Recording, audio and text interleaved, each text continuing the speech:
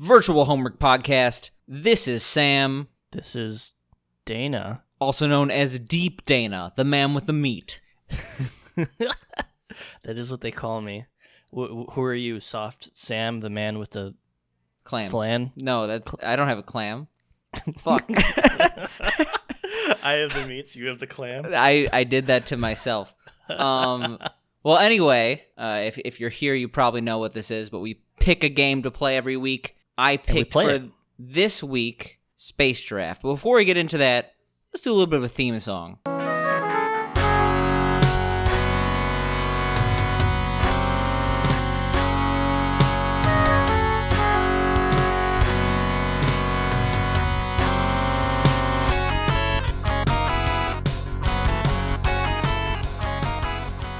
Actually, before we get into this game, I do have a little bit of a follow-up from last podcast. We mentioned... well, I guess we didn't mention. We played 999, the Nonary games. Yes, and we did. I don't want to get too into the game, but I do want to just ask if you actually were able to beat it. Because when we were... I beat it, and then I got all the endings. Like, I think I know where you're going, is that when we stopped... we were only like a quarter of the way through it. Yeah, I had like 3 endings, and the game I think has 5 endings. The fifth ending, the last ending, the good ending, you literally by playing the other 4 endings, you unlock like the second half of the game. It's actually ridiculous. Yeah. So I've upgraded my you should play this game to this is actually a really, really, really good game. It's actually one of the rare experience where I've been captivated by a video game in recent memory. So yeah, I'm fan of the Nonary games. I'm playing the sequel right now, which I'm enjoying a lot. I'm not playing it as hard as I was with the other one, but it's definitely different. Well, I was just playing it since we have it, so yeah, we could save that for another episode if you want to waste your choice. But anyway, let's get into the topic at hand. What did we play? Space Giraffe. Space Giraffe. And the funny thing is, just going back one last time to the Nonary games, one of the quotes, because I was playing the game in like this weird windowed mode, and you're like, oh, I just messed with the settings and I was able to play it in full screen, good graphics. I'm like, I said specifically, you're expecting me to go into the settings? That's a little bit too much to ask. And before I asked you to play this game, I literally had you're like, play on this mode. Like, Dana, go to the settings. Yeah, play on this mode. You got to make sure you use this setting and make this high res and then make your resolution this. If you don't play the tutorial. You literally said you won't talk to me if I don't do this. It was very necessary for him to have the best experience for, wait, what was it? I looked at your Steam. 0.6 hours. Hello? So I played it more than that. I want to go... Let's talk about the game first, and then I will explain the game. What happened with me. It is a psychedelic shooter game, kind of like I don't want to say bullet hell, where you're kind of like looking back at like these spaceship things, and there's like cool music and stuff like that. I'm going to flat out say this. I couldn't play this for more than 10 minutes without getting an instant migraine and feeling very nauseous. I straight up, I had to stop and lay down. Actually physically nauseous. I have very sensitive eyes. Oh no. I felt physically ill playing this game. I mean, I guess I knew when I picked this game there was a chance, because for those who don't know, Dana is a weakling coward that is not respected by anyone, friends or family. Weak ass baby. Yeah, he's basically a infant in the body of a 81-year-old. Yeah. I wasn't sure if you'd be able to handle this game. I guess not. But the fact that you didn't immediately say that this game is Tempest means you are probably not a classic arcade game aficionado. This is literally the game Tempest. I don't know what from Tempest the 70s. is. I think 70s or 80s. Think like when Pong was out, the next game was Tempest. Yeah. If you play the original Tempest, you're like, oh yeah, this is literally one for one. But the person who made this game, Jeff Minter, aka Llamasoft, he's been in the video game industry since the Atari 2600 ages. He made Attack of the Mutant Camels and Grid Runner for the 2600. Okay, I've heard of that. Yeah, you probably haven't heard of it, but it was revolutionary. Okay. Well, yeah, and shitting your pants was revolutionary at some point. Yeah. Well, I mean, this is better than shitting your pants. Yeah, I'll say that much. But anyway, like this game is Tempest, and I personally enjoy Tempest. So when I found out this game existed on the Xbox 360 in 2006, Yeah, I was gonna say, how did you find this game? It's very. So I'm gonna tell you my bad boy story, aka Oh man. I didn't really. I was like 12, and I didn't grasp the consequences of my actions, and my dad put his payment info in our Xbox 360. Oh no. And I was just like, let me just download every single Xbox Live Arcade game I saw. So I racked up like a $300 bill, and then I was like grounded for months. But one of the games I bought was Space Giraffe. Space Giraffe. For the Xbox 360. And okay, this is one of those games that actually followed me. So like I owned it, and I was like 12, and then like I went to high school, and then I like went back to it after some parties and or hanging out with friends in unusual circumstances. Yeah, and then you'd like come back and like play this for like a little bit. Yes, exactly. It's definitely a game that a high schooler under the influence of certain decisions would probably play. But whoa, the colors, man. Yeah, exactly. Why don't you talk about a little bit about the mechanics? Like maybe not everybody knows what the fuck Tempest even is. So essentially, you're shooting at enemies crawling literally at you in the screen. So when you think of like a shmup, they're going from the top. You're shooting up. Like they're coming from the top. You're shooting up. Imagine a shmup turned 90 degrees towards you, like down a hallway almost. Yeah. So it's like almost like an isometric shmup where you're basically shooting towards away from you, and enemies are coming at you. The only exception though is that in a shmup you kind of have like unrestricted movement. You can basically go anywhere on the screen. This game has 100 unique levels, and each level has its own track. So you're basically only able to go left or right on the track. Some of the tracks connect, so you're basically doing like a circle or a figure eight. Some of them are just lines, and essentially the enemies get up to your depth. You either have to ram them if you have enough momentum, or you could like use pods that you get to jump over them. You can do like space bar to like go back to like hit them last second and stuff like that, which, I mean, the mechanics at a base are pretty cool. Like, I very much enjoyed them for like a shmup type game. It just, like, physically I could not see some of the enemies because it was so like fever inducing for me. Like, so, like the flowers coming at you, like I could not see them. I couldn't focus. Like, it was. I literally have a talking point, don't fuck with the flowers. So this game tries a little too hard. There's a little too many mechanics. There's a little too many different types of enemies, and there's a little bit too much going on. I'll give you a little bit of a hint. I told you choose the acid mode instead of the Nux mode. Did you choose the acid mode? I chose the acid mode, which made everything impossible to see. I tried the Nux mode after it, which is much more tame. I felt like I was able to see things significantly better on Nux mode. So the acid mode is the original game for Xbox 360. Okay. The Nux mode is the PC improvement, which they specifically said it has higher res stuff but less trippy visuals, so they left both in. But it kind of gets rid of like everything that makes the game like attractive to begin with. Yeah, I mean, like honestly, like in terms of gameplay, this game, if Tempest is your type of game, if you like shmups, you probably would enjoy the levels, but there isn't that much depth to this game. Like the whole it's visual the visuals, experience, the sound. I told Dana to play this with the lights off, the on naked full screen. furries in the background. Yeah, I that's another thing I wanted to point. The level called what is it called? What is it?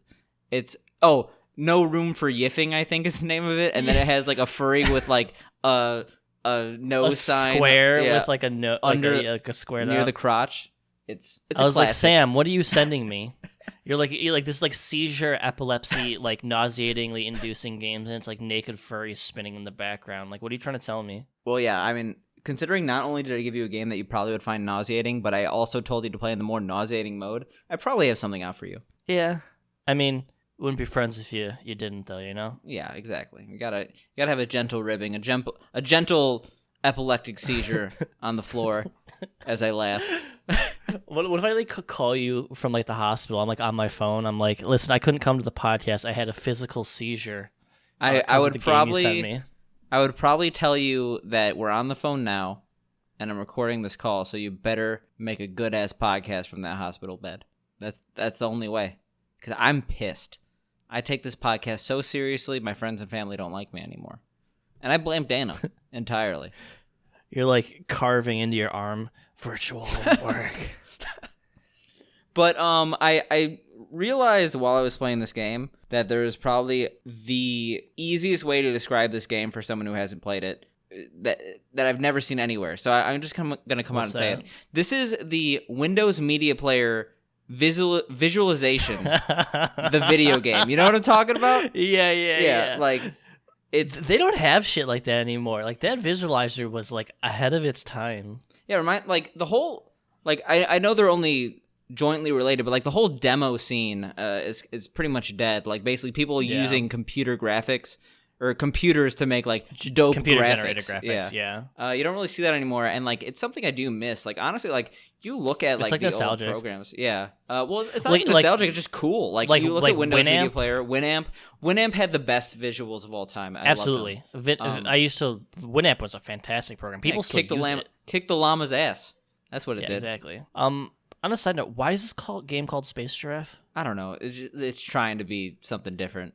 Like, why does the game have a weird face in the background that like is only half visible? I don't know. I just remember like I would like pass a level and it'd be like, "You're meh." Like that was mediocre. Like I never said anything good. I was like, "Am I doing this wrong?"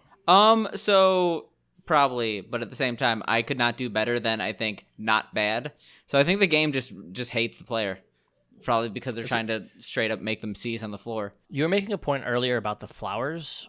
Ignore the flowers? Like, what's that about? Because I kept trying to hit them, and then they would get all the way to my field, and then I would, like, and I would just hit them, and I'm like, I can't do anything about them. So you have to wait till they go past, and they'll, like, eventually, like, turn white, and then they'll do this little ping and then disappear. There's so much like visual pollution, like for me, that I just could not focus, and I couldn't tell when anything was past or like this game fucks me. I mean, I feel like that's the whole point of the game, but at the same time, like whether or not it's good game design, like it's doing exactly what it sets out to do, but is what it sets out to do cool. A fun concept? At a very base, this game is cool. I will say that. The one thing that has stuck with me, I like listening to video game music. I have all these songs in my repertoire because I like them a lot. No, the game is like the sound is awesome. Like when did this game come out? Like 2003, 2004, 2006, I think. Yeah, like the art and like visual aspects of this are like very top notch. Where I feel like there are a lot of games in that era that tried being experimental that did not do as well. So I mean, I can at least give it that. I just wish I was in a frame of mind that I could enjoy this game more because it is a pretty cool experience. 2007, by the way. But okay. Yeah, I really feel like this game was made not to make a game. It's just like, I have this thing, might as well make it a game. Yeah. It did have some pretty cool level names, though. Like, again, Another Day at the Orifice. Actually, how many levels in did you get? Because you said you played... I got like 26. Okay, you got almost... I got to like level 30. Yeah. I've beaten this game before, though. I've beaten all 100 levels. So there are straight up levels that I could not play. Like there's ones that like the field of vision were so like weird. I forget the names of them, but like I like the flatter ones that are like angled and stuff like that. But just like the circle ones where you're going like fanning out, like I just cannot see. There's just too much going on. Yeah, the one I noted was like the fire drip or something. It's like a water droplet, but it had the fire. That level was hard as fuck. Yeah, I don't know. I died like 30 times to that one. Well, just like last game, I feel like we can't really get into this game that much without spoiling the plot. Yeah. So, spoiled Space Giraffe. Like what the fuck? The plot is a little too in depth. I don't want to really get into it because I feel like it's going to ruin the experience for the players. No, this game. Yeah, I mean that cutscene after level 20 really stuck with me. You know. Yeah, when they finally decensored the furry image. Oh man. Well, anyway, how was your week in Corona Town? Same thing I do every week. I sat at home. I ate food. I did nothing. I shitpost on Twitter, and that was about it. But speaking about Twitter, I do have something that's very important to me. Now, let me ask you something. All right? Let me hear it. When you go to the grocery store and you're done shopping and you have your cart and you go back to your car, do you put back your cart? So I feel like you're at a little bit of a disadvantage here because I edit the podcast every week, at least the audio. We're working on the video. Don't worry about it. We know that everyone's emailing us, mailing us. Dude. I don't know, all forms of social media asking where the fuck is the video podcast. But anyway, I do the audio editing. We literally talked about last week how you're pissed that people don't put their carts away. Like you went on like Did I really? You went on like a 10-minute rant about this. Dude, I have like a whole thing on that today. I posted do on Twitter, another like one. I was pissed. Do another one, okay? I want to hear it again. So here's the whole thing about the shopping cart is that it's like the ultimate way to show if you are literally it tells you if you are a good or bad person. Like absolutely. So I think you were the one who liked this tweet because I saw this on my timeline. I don't think it was from you, but it was just like the litmus test of society, right? Something like that. Absolutely. It shows how, like where you stand in society, because the whole thing with a shopping cart is that no one's telling you to put it back. You don't have to put it back, but it is the objective correct thing to do. Like, and everybody knows it. No one, it's basically saying like, if you don't put your cart back, you're like, I'm not going to do something unless like the law is forcing me to. And I think that objectively makes you a bad person. Well, I think like it was going disabled, even whatever, further and basically just saying the fact that people don't put their carts away shows that society cannot function without rules just based on the goodness of people. Yeah. It shows that we need fascism under the regime of Dana. Yeah. Basically, sent to the gulag if you don't put your cart back. I mean, pretty much everyone that we know, which probably means everyone on Earth, follows the Virtual Homework Podcast for all video game news, all normal news, all lifestyle choices. This is everything you need to know. Yeah, so the next step, logically, is Dana becoming the leader of not just the free world, but just the world. We're taking out the free. Because we're not going to be free under Dana. Straight up. I mean, they're free to listen to me. They're free to listen to this podcast, which is available on multiple platforms, including Spotify, YouTube, Apple Podcasts. Don't name any other one. There's not that many more. Or I will send them to the gulag. Is it the gulag or the gulag? I think because it's goulash, and I like that. I was about to say goulash. Send you the goulash. That sounds tasty. I would love to be sent to like a pool of goulash. I would drown, but I would drown happy.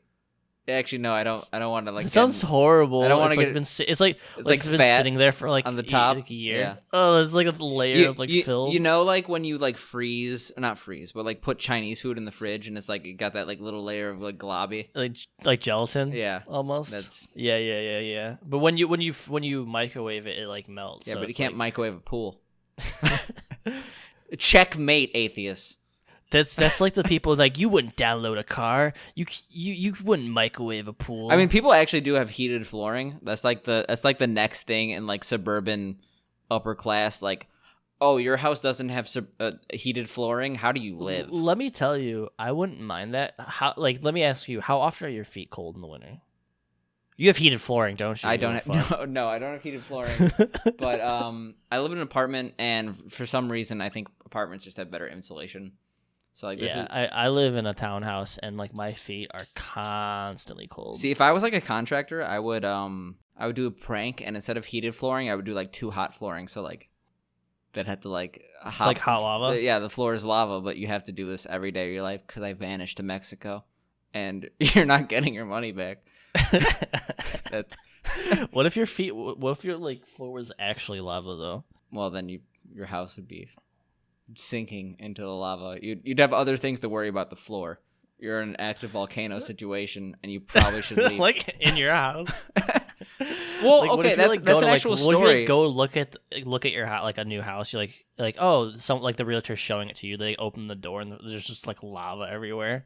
I mean, like, obviously that's a fictitious story. Just I'm saying, meant what for if? fair. What if is sacrilege? Anyway. In real life, in real things that matter. There actually was like a story about like a guy who lived in a house for like 30 years, and like he noticed like a hill going in his backyard. Like there was apparently like a volcano growing in his backyard, and like it got like that's big. some shit, man. That's like, does your insurance cover that? Like, I hope. No, like, it doesn't. Actually, though. Does insurance cover volcano growing? Does insurance cover accidental volcano.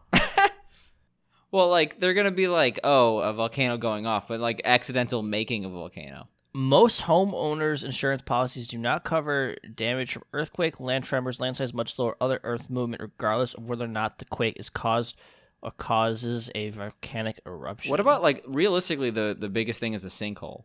Because that's actually, like, people lose their houses. That shit's scary. Like, you see, like, those videos in, like, Eastern Europe of, like, just big-ass sinkholes, like... Yeah, I should stop causing those. I dig and dig underground, and then, like, they're telling me it's going to cause a sinkhole, and, like, I'm addicted. What are you, fucking dwarf? Like, mining away, like, the mines of Moria or some shit? Hey, we can't use that word anymore. Except in a fantasy context. Oh, the SJWs, checkmate. Checkmate atheist. Yeah, exactly. No, but, I love Gimli, so... Everything's good. He's pretty legit. Speaking of Gimli, how's Tony Hawk doing? He's making 2 new games, and I'm a little excited for it. I got into an argument on Facebook about it actually, because for long story short, they're remastering Tony Hawk's Pro Skater 1 and 2, and some people are like, "Oh, like what the fuck? They're coming out with these games? Like they should just redo Tony Hawk's Underground 1 and 2." And it's like, did you ask them? Are they stupid and are they dumb? Yeah. Well, yeah, but it's basically. Because Tony Hawk's Pro Skater 1 and 2 were, like top 10 best-selling games of all time. Like, literally. Like, maybe not top 10, but, like 2 of the top-selling games of all time. I would buy Tony Hawk Pro Skater 1 Remastered just so I could hear Superman again, because you can't hear that song on any other platform except for the Tony Hawk Pro Skater disc. Real talk, do you think, like, a lot of people's musical choices were, like, shaped by, like, games like that? Well, there's 2 parts of the story, like every good story. The first is that I had, like, a resurgence of, like, listening to Tony... Like, I literally listened to, like, the Tony Hawk Pro Skater 2 soundtrack, and, like, I got into Fu Manchu, who has Private Eye, the one that's, like... I don't know if you know it. But it's in Tony Hawk Pro Skater 2.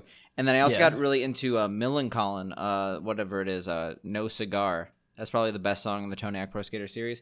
But, anyway, like I know that like I like that type of music. Is the entire society that we live in dictated by Tony Hawk Pro Skater 1 and 2? Yes.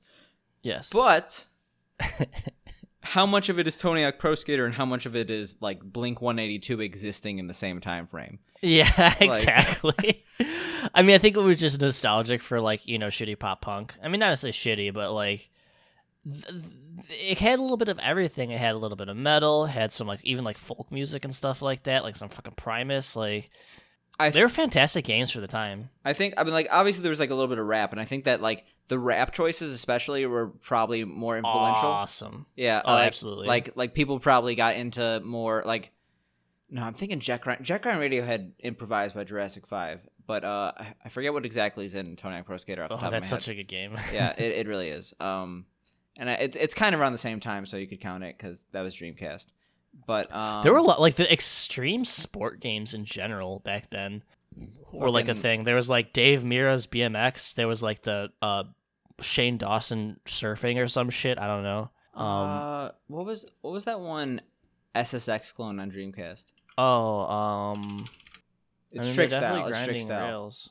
Yeah, like games like fucking Trick Style on the Dreamcast. Like I don't. The Dreamcast just like it met people with that cool aesthetic. All those cool extreme sports people. Well, I mean, yeah, but I feel like in general, Sony kind of had like the market on that. I mean, like I was saying, they had the Tony Hawk series, the Dave Mira series. There was like was it Kelly Slater's Pro Surfer? It literally. And they had BMX XXX. Do you remember that? I do remember that, and I remember. Was that the BMX game that was like entirely a Tony Hawk clone, just with the bike? No, BMX XXX was the one that was like porno. Oh, okay. Well, there was like a BMX game that was like Chad's. No, BMX. that's Dave Mira's BMX. Dave Mira's BMX, which is like pretty much literally Tony Hawk, but just with a bike. And then they had Kelly Slater's Pro Surfer. But yeah, like I played all these games. Like, I think the ordering was that pop punk existed in the form of like Blink 182, And therefore, the Tony Hawk team probably were like, we got to find some good-ass pop punk. And then they've, like, found bands that, like, people didn't actually know. And then it's like, oh, shit, this is more than just Blink-182. No, what I think it's more than that. I think, like, Tony Hawk himself was very involved with the game. And him himself being so ingrained in the skater scene.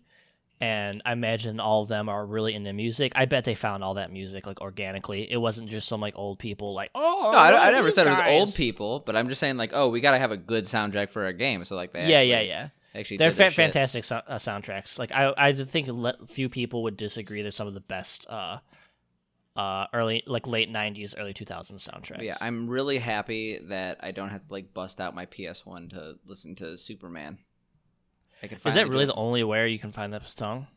No, I'm being sarcastic because the only time I ever listened to the song. Like, it's a great song, but for some reason, it's only when playing Tony Hawk that you hear the song. So you can never hear the song without playing Tony Hawk. It's just how it is. I got a quick question for you. Yeah? So while we were taking a second for you to find that, I went to use the bathroom. Now, this is something that's never talked about. When you pee, do you go right in the water, or do you hit the side of the toilet so it doesn't make a lot of noise? So the real question is that Dana is asking here is, do we want our podcast to go in the gutter? And I don't know. We did like Schindler Core, so I guess the answer is yes. Listen, these are things that need to be talked about.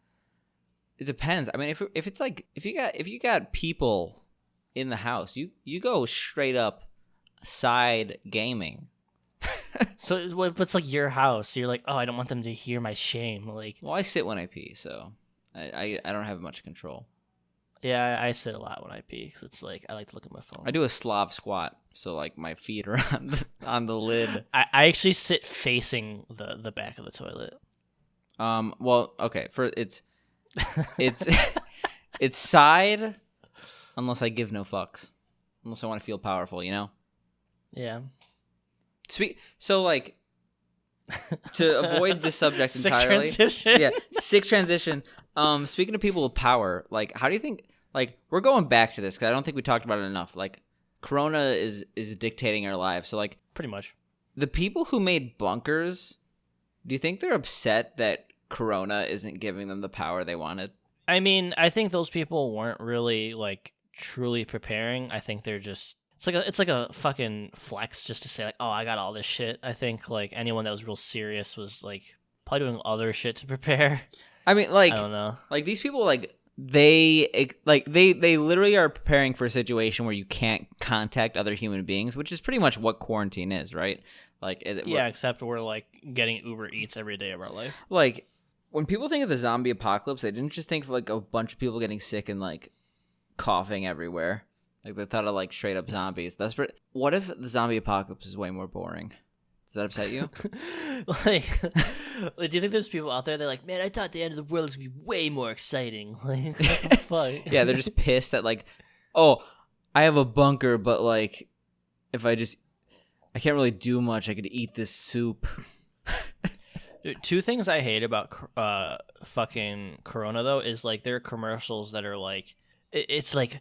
We have to do this together. We got to support our heroes. We got to buy a Nissan. Yeah, like what the fuck? we all need to come together and buy a Nissan. Come together and buy a Nissan. It's the only way. It's the only way. In these trying times, we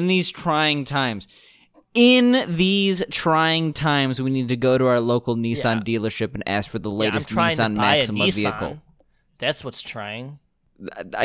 The companies that make commercials, like it baffles me. It's like, oh, like it's like do people like oh my god, they're so right, they're so good that they're doing this thing, you know, look they're looking out for the little guy. I'm gonna buy Nissan. Like, do you think people are really like that? But the reason why I target Nissan specifically, fuck you, Nissan. No, I have no beef with Nissan. Support but like, us, Nissan. Nissan killer. Like I just see like I've seen a lot of car commercials and I'm like, who in their right mind is getting a vehicle right now? A vehicle. On the same subject, I have a friend that just bought a car. Why? It's like his lease came up, so he didn't have a choice. Oh, okay, that kind of sucks. But yeah, like I've not filled up a tank of gas since March. To the point where it's concerning. To the point where it's like, have you driven your car at all though? Yes. Yeah, because you should drive your car. Yeah, that's why I said to the point where it's concerning. Like, I'm not driving my car enough, but I have been driving my car, so like, it's not like the end of the world. I know you don't watch TV, and to go back on the commercial thing, but my mom watches a lot of TV. TV is sad as fuck right now. Like, she'll be watching her shows, and then like Saturday Night Live comes on, and it's just like, we're Saturday Night Live. I'm at my house. Like, and they're like literally like, we don't have the audience, we don't have the show, but we're gonna have a good time. Like, we're gonna do our skits, but you know, we're gonna be in our house, but it's not gonna have cool sets and costumes, but we're still gonna have a lot of fun. We're gonna have a lot of laughs. I'm just like, this is really sad. Mainly sad because it shows the gap in, I guess, comedy, taste in comedy from the older generation to the younger generation. Because I've seen this especially with like SNL and late night television. I don't know why I've seen so many clips. Well, in general, it's terrible. Even pre-corona, it was awful. I don't know who watches it. Yeah, but they've pretty much all just been harping on the same joke. Like, oh, we're low quality. We're a Zoom call. This is funny. And that's like every single late night, every single TV show that's based on live interaction. Like, they're just like, we're on a Zoom call and it's low quality. I'm like, at this point, it's been like 8 weeks. It probably shouldn't be low quality. Like, what are you doing? It's like that's all they have. Yeah. Or you see how like CSI, they're doing like animated episodes now with like horrible like 2005 CGI. I mean, like I liked Apocalypto by Jack Black, so I can't really talk about bad animation. Well, yeah, but that's like different. Like, this is like they can't like film new episodes, so they're literally like animating episodes, and it looks so terrible.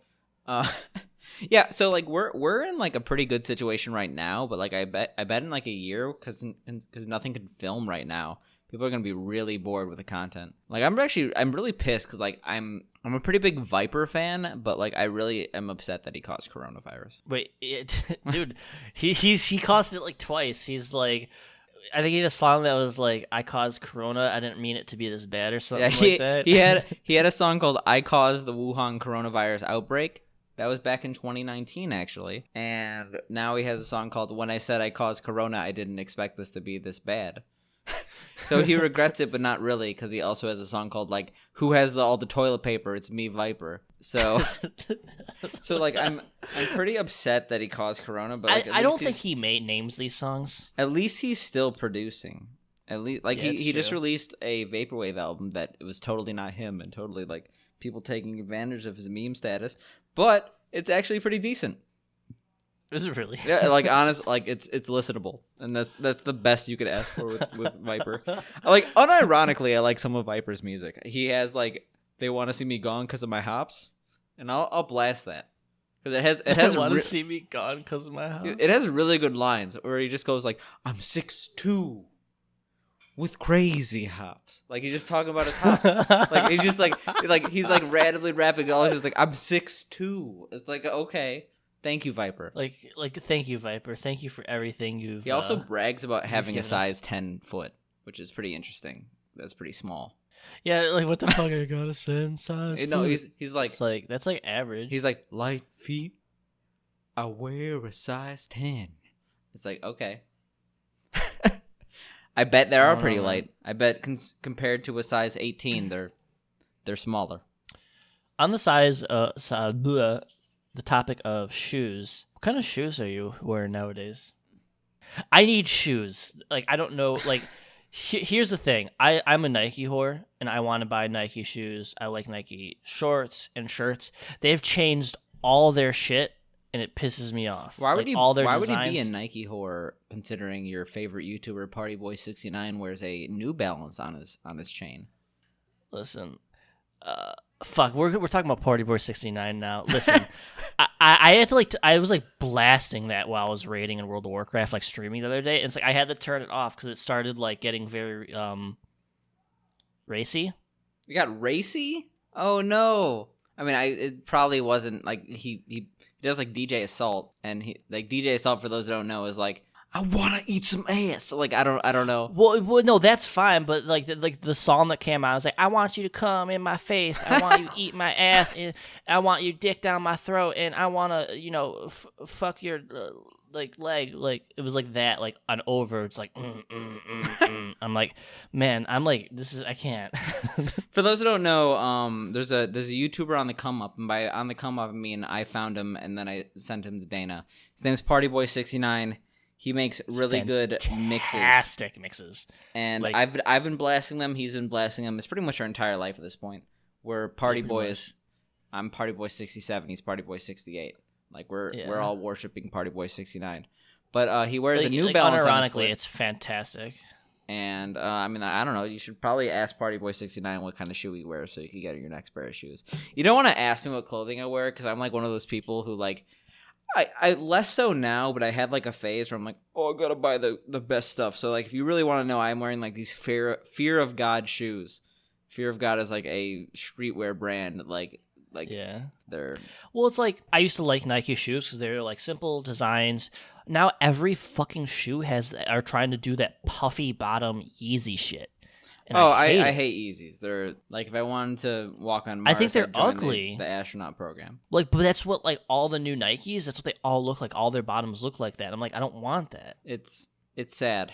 These Zoomers don't know what they got till it's gone. It's like a parking lot to pave paradise. You have no idea. Do you know what I'm talking? I have no idea. It's like a Sheryl Crow song. I don't know. To pave paradise, put up a parking lot. No takers? I'll put up a parking Yeah, okay. lot. There you go. I just said it in like the word. I said it like every single line out of order, like 6 lines. So don't worry about it. So I guess I had one more talking. It was like a half talking point. I was so hyped because I woke up and I was like, oh my God, I dreamed of the best. Like, I woke up. Yes. Fuck yeah, I'm not dead. Like no, I mean I'm pretty pumped I'm not dead, but like that was not the talking point. The talking point. When I say talking point, I feel like we're on like a fucking like CNN. It's like we got these 8 talking points. You're a candidate for global candidate, and yeah, I'm not a candidate for anything. Like I would not vote for me. Like I would vote. They're like, so what are you gonna do to save the people or help the people? I'm like, fuck, man, I might forget. Like yeah, it's. But that's probably the best because then you would hire people who like actually know what they're doing, and like some people are like they're so confident that they're like, oh, anyway, I woke up and I was just like, oh, this is the best idea ever, and like you know like when you're in like you wake up like dream state like 30 seconds before you realize you're so stupid. Yeah. Like I was just like I had the dream like over and over again. I was just like. Talking about this on the podcast because like I guess I dream of the podcast now. This is the only dream I've ever had about the podcast. This is your life. Yeah, this is exactly. All but that like matters. I was just like my entire thing was like I was gonna ask you like, oh, what's the best time to just spontaneously explode? And like that was the whole conversation. Like, what's the best time to? And probably as far away from people as possible. My answer was when the substitute teacher rolls out like the TV to play like the Magic School Bus. And like I was like, oh, this answer's so smart. Everyone's gonna agree with me. Now I'm listening. Like I wrote it down and I'm like, this is like what? like it just like it's like right on the Magic School Bus. Yeah, and then like everyone's like covered in like sand pieces. Like what the fuck? Like I'd be like upset. That's like the worst time. Everyone's like jamming out to the music. Like for some reason in my mind, I thought like the idea the substitute teacher like playing a video was boring. No, that's like literally the best time in school, and you ruined it. Absolutely, and you ruined it with exploding. It's upsetting. Like I think like any like time like everyone's like chilling, or like if there's like quiet study period or something like that, and then you're just like exploding that take people off guard. I meant like. But there's some pretty boring. A wedding. There's some pretty boring lectures. Maybe that's like a little exploding doesn't hurt. Maybe I'm different. I liked school a lot. I liked lectures. I liked learning. I mean, I just hated doing homework. I would love to go back, but this is neither here nor there. When would you explode? When would you explode all over some people? What's the best time? We'll save this for the next episode of Dragon Ball virtual homework. Homework All right. See ya. podcast.